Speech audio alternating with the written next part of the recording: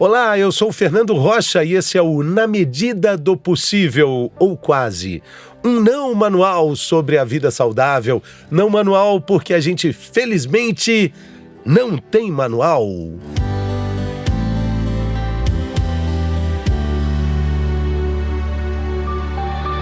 O assunto dessa semana do nosso podcast é um problema terrível para 10 a 15% de todas as mulheres. Nós estamos falando de endometriose, estamos falando da endometriose.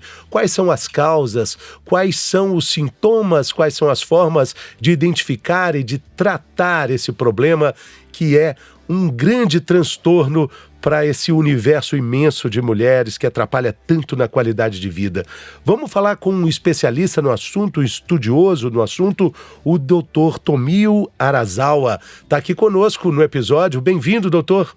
Olá, Fernando. Muito obrigado pelo convite e pela oportunidade de compartilhar algumas informações sobre endometriose. Vamos lá. Eu estava conversando com o senhor que durante o período em que eu trabalhei no Bem-Estar, junto com Mariana Ferrão, trabalhando ali com o Dr. José Bento também, algumas vezes a gente falava, né? A endometriose, a doença da mulher moderna, aquela que trabalha muito, que está sempre com o celular, a tiracolo. Mas aí eu quis confirmar se ainda seria politicamente correto falar sobre isso. Aí já veio com uma outra informação interessante. Endometriose não é exatamente a doença da mulher moderna, porque ela é muito antiga, a doença, né, doutor? A questão do nosso estilo de vida, especialmente aí na nossa sociedade mais moderna, realmente influencia como a endometriose vai se comportar. Mas dizer que ela é uma doença que só acontece nas mulheres nessa modernidade da nossa civilização não é correto. Até porque existem relatos muito antigos aí da endometriose, desde o século XIX, por exemplo, tá? Que já demonstrava a presença de endometriose não saudável, aí, com muito estresse, uma alimentação não adequada, falta de atividade esportiva. Tudo isso pode sim colaborar com mais sintomas da doença e também com mais inflamação, o que pode sim colaborar com a progressão da doença em várias mulheres, tá? Mas também a gente não consegue falar que é só da mulher moderna, porque tem muitas mulheres que levam uma vida não, entre aspas, moderna, e ainda assim sofrem bastante com a doença. Nós estamos falando de uma população aí que envolve de 10 a 15% da população de mulheres, é muita gente e muita dor também, não é? Muito incômodo, é um problema, uma doença crônica que atrapalha diretamente a qualidade de vida dessas mulheres, doutor. Perfeitamente, Fernando. E o mais impressionante, Fernando, é que para a maioria dessas mulheres que descobrem endometriose já na idade adulta, por volta aí dos 30 anos de idade, como a maioria, elas se referem e lembram de dores bastante intensas desde a época das primeiras menstruações. Então, muitas dessas mulheres, quando adolescentes ainda, perderam vários dias de aula no colégio por conta de cólicas menstruais, iam parar no pronto-socorro por conta de dores, só que ouviam que era normal. Isso já poderia ser, sim, um indício da doença naquelas fases iniciais da adolescência. Então, é uma doença que realmente compromete muito a qualidade de vida das mulheres em várias fases, e não só na idade adulta, mas mesmo na pré-adolescência, na adolescência, às vezes após a menopausa, inclusive. Isso pode comprometer não só a qualidade de vida em relação ao bem-estar, né, mas também vários aspectos da saúde, não só saúde física, saúde emocional, saúde sexual, reprodutiva, várias questões da vida da mulher podem ser, sim, impactadas negativamente por uma doença como a endometriose. A gente pode classificar em níveis diferentes, em tipos diferentes de endometriose. Também podemos falar da endometriose intestinal, endometriose profunda.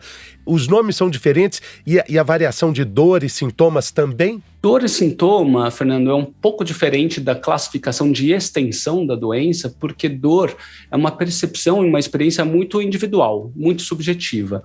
Então, vemos pacientes, por exemplo, que têm um quadro extremamente avançado da doença, né, bem como você falou, que compromete aí intestinos, às vezes diafragma, os 2 ovários, e praticamente não sentem dor. E, ao mesmo tempo, temos mulheres que têm um quadro bastante inicial da doença e sentem muita dor. Então, não temos ainda nenhuma classificação da endometriose que a gente consiga correlacionar diretamente com a percepção de dor. tá? Porque dor tem um complexo, é um fator muito mais complexo, uma sensação muito mais complexa que envolve outros fatores, tá? Mas, de fato, na maioria das pacientes, quanto mais avançada a doença, mais intensos os sintomas, né? E a endometriose, então, o que é a endometriose, se você permitir só explicar para quem não sabe? Por favor, por favor. A endometriose é um tecido que se assemelha ao endométrio, que é aquela camada interna do útero que descama nas menstruações, é semelhante, tá? Ela não é igual ao endométrio. E que cresce e aparece fora do útero, tá? Então, o conceito de endometriose é esse, é que é um tecido semelhante ao endométrio que aparece e cresce fora do útero. E assim ela pode crescer e aparecer, sim, não só atrás do colo do útero, na região que a gente chama de ligamentos uterossacros, onde é mais frequente encontrar, mas também ela pode se disseminar para o ovário, gerando um aspecto diferente da lesão, como cistos, conteúdo assim líquido dentro do ovário, pode aparecer no intestino, em outras regiões mais profundas da pelve. Tá? Então, dependendo da localização da endometriose, ele pode dar sintomas diferentes e repercussões diferentes para a saúde da mulher. A gente pode fazer algum paralelo da endometriose com a menstruação, com o período menstrual, até para relacionar também com essa dor característica desse período? Certamente, Fernando. A endometriose, por se assemelhar ao endométrio, ela responde a estímulos hormonais de forma semelhante. E por isso que durante a ovulação, por exemplo, que corresponde ao período de pico de um hormônio chamado estrogênio, que é o hormônio que estimula o endométrio, a endometriose também é estimulada. Então, muitas mulheres com endometriose se referem com dores nesse período da ovulação. Tão bem como no período menstrual, né? O período menstrual por si só, naturalmente, para quem não tem endometriose, é um período de maior inflamação. O corpo produz substâncias inflamatórias que fazem o útero contrair para eliminar aquele endométrio que tem que se renovar para o mês seguinte.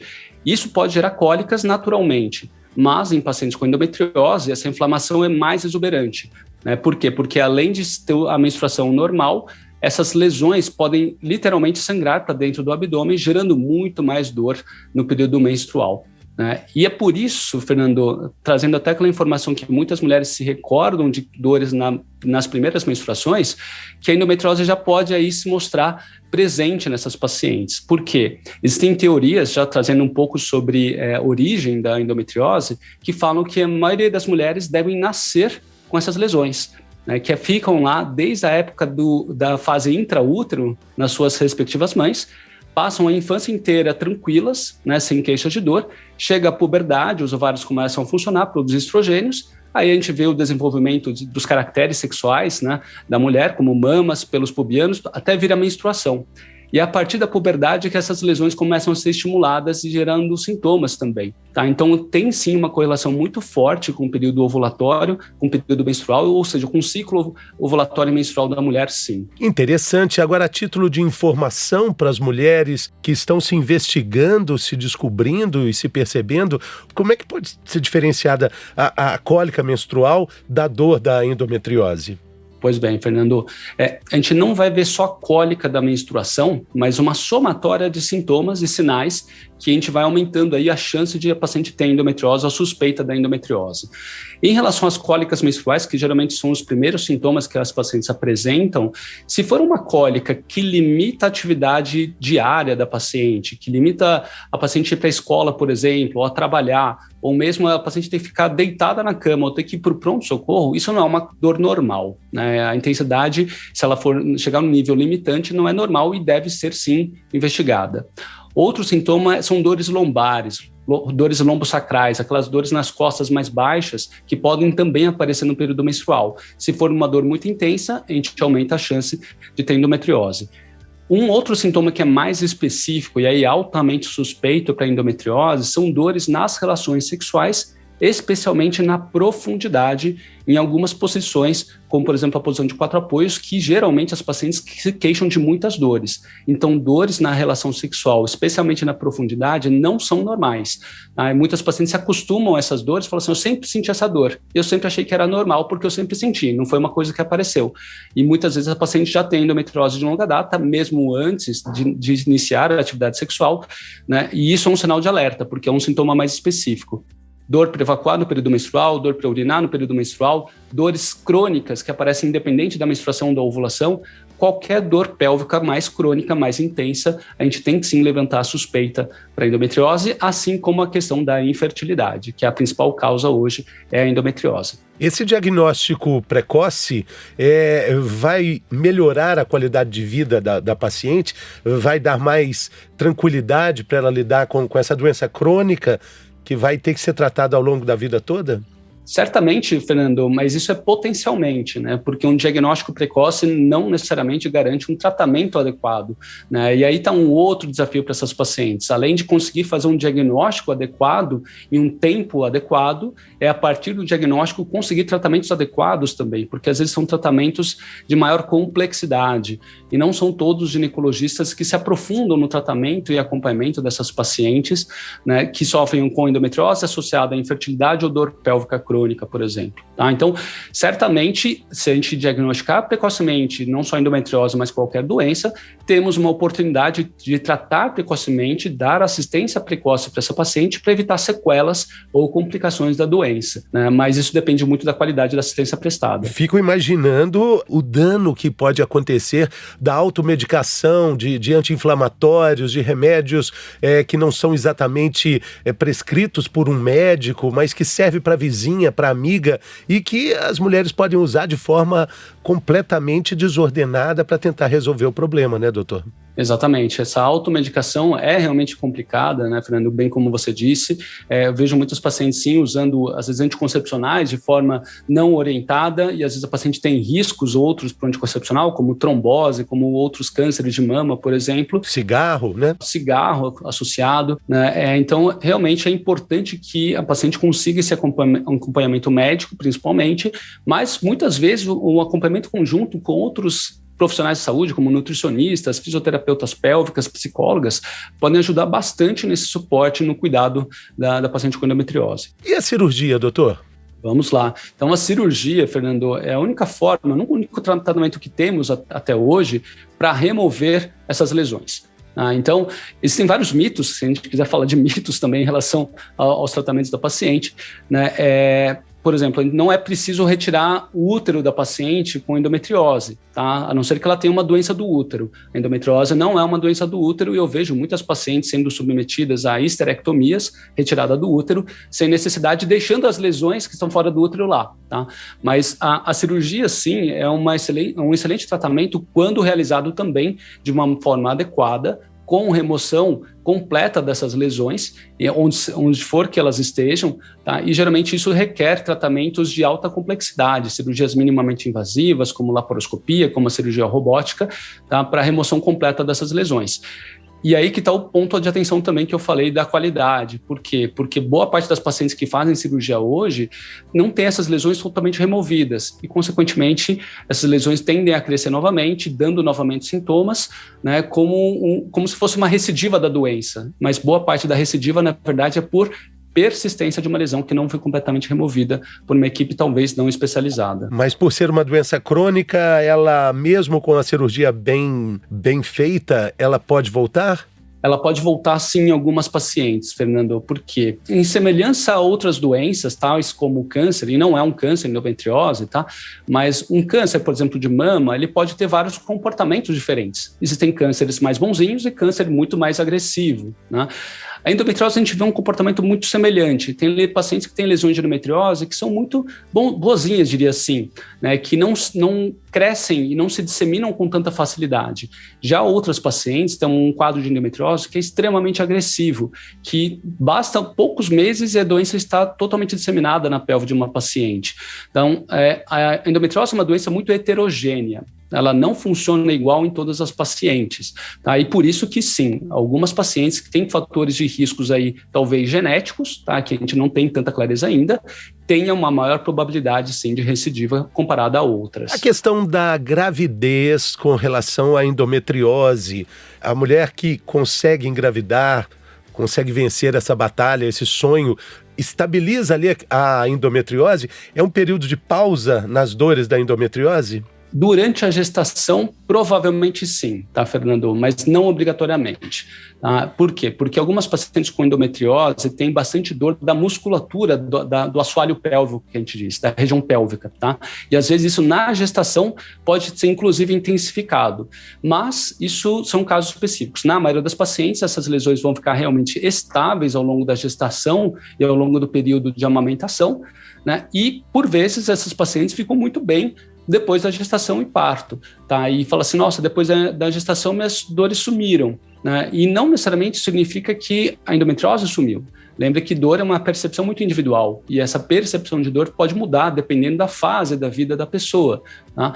Mas, então, a gente tem que quebrar um pouco esse mito, né, de que gestação trata a endometriose. Gestação não é tratamento para endometriose, ela pode sim amenizar um pouco o sintoma, mas não resolve. Pelo que a gente está conversando aqui, chegando aqui na parte final do nosso episódio, doutor, o tratamento para endometriose é uma mudança de atitude, né? É um cuidado mais amplo com o corpo todo, né? Com os bons hábitos, com a boa alimentação, com bons relacionamentos. Tudo isso faz parte do tratamento da endometriose. Perfeito, Fernando. Assim, a gente considera, inclusive, esse pilar do estilo de vida, né, como base para o tratamento de todos os pacientes. Não adianta a gente chegar para uma paciente e propor uma cirurgia se ela tem uma alimentação inadequada, se ela não dorme bem, se ela não tem estratégias de gerenciamento do estresse dela, se ela não tem bons relacionamentos. Por quê? Porque a chance dessa paciente ter uma recidiva ou não melhora das suas dores é muito grande, porque a gente precisa tratar, assim, a causa base, né? Aqueles fatores ambientais que vão direcionar como a doença vai se comportar e como o corpo dessa paciente vai se perceber também. Então, cuidar do estilo de vida, como você bem falou, da alimentação, uma alimentação bem saudável muda tudo. Muda não só a inflamação, mas altera a imunidade, melhora o metabolismo e a eliminação dos hormônios que favorecem a endometriose, melhora a qualidade do sono. Então, todos esses fatores de estilo de vida participam na saúde e também na doença quando não estão ajustados. Então, na nossa percepção aqui, base é o estilo de vida. E aí, nas pacientes que precisam, a gente complementa com tratamentos alopáticos ou tratamentos complementares e, eventualmente, tratamento cirúrgico para as pacientes que realmente precisam. E dá para ver na percepção que o senhor tem de consultório que existem outros problemas que estão relacionados ali com a endometriose, a inatividade física, às vezes alguma questão ligada à obesidade, tabagismo, enfim, tá tudo ali relacionado que não faz mal só para a endometriose, é ruim para o organismo todo, né? Perfeito, Fernando. Nosso corpo, né, ele tem uma relação de interdependência entre todos os órgãos e sistemas. Então, não tem fundamento a gente pensar que uma alimentação não saudável não vai impactar não só na nossa saúde, mas nas doenças também, né? Então, tudo está conectado no nosso corpo, né? Sono, estresse, alimentação, remédios, movimentos, tudo realmente participa nessa questão da saúde, e isso é especialmente verdade nas pacientes com endometriose. E as pacientes realmente percebem que ao mudar um padrão alimentar para um padrão menos saudável, as dores pioram. Quando elas passam um período de mais estresse, as dores pioram. Quando elas estão passando por um período de menos qualidade do sono, as dores pioram ou a doença avança mais. E isso é uma coisa que eu sempre busco ativamente quando a paciente fala para mim, Fernando, olha, doutor Tomil, minhas dores pioraram a partir de 2015, 2016, aconteceu isso com a saúde e tal, e eu pergunto para ela, o que estava acontecendo em 2015, 2016? Fala assim, mudei de trabalho, estava super estressada, não estava comendo bem. Fala assim, pois bem, as coisas não vêm à toa, né? Nosso corpo não começa a gritar por socorro com dores, por exemplo, à toa. Então, é realmente fundamental essa consciência de toda a população, não só das pacientes com endometriose, o quão é poderoso a questão do estilo de vida, o quanto que isso influencia no nosso dia a dia de fato, né? E isso é realmente verdade para as pacientes com endometriose. Puxa vida, eu acho que com isso a gente encerra com chave de ouro esse episódio, lembrando mais uma vez que a chave só gira do lado de dentro. Não adianta o Dr. Tomil falar, eu falar, a gente já tem quase 100 episódios aqui de Na Medida do Possível, com informação útil sobre saúde e qualidade de vida. A gente pode entender tudo, mas quem gira a chave é a gente, né, doutor? Se a gente não virar essa chave, o carro não anda. Perfeito. Isso é uma coisa que eu reforço com as pacientes também, Fernando. Eu estou aqui para ajudá-las, para direcioná-las no melhor caminho para a saúde, mas a melhora da paciente tem 50% da minha responsabilidade, 50% dela, né? Porque não adianta eu passar uma orientação se realmente ela não incorpora isso, ela não decide, não escolhe essa mudança para ela mesma, tá? Então, estou totalmente de acordo, Fernando. Valeu, doutor. Muito obrigado pela generosidade, pela sua participação aqui. Foi maravilhoso. Valeu mesmo, tá? Tudo de bom, sucesso na jornada.